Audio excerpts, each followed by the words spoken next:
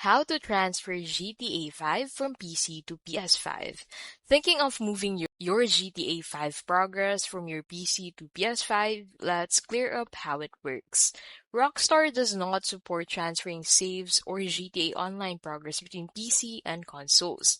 Transfers are only possible within the same console family like PS4 to PS5 or Xbox One to Xbox Series XS. PC accounts run separately on Rockstar servers, so progress can't sync with PlayStation accounts. If you're switching to PS5, you'll need to start fresh. You can still link your social club account, but progress won't carry over. Use the PS5 version for enhanced graphics and faster loading.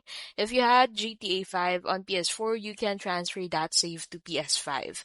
So while PC progress can't move to PS5, you can enjoy the next-gen version with new features. And that is how you can technically transfer GTA 5 from PC to PS5.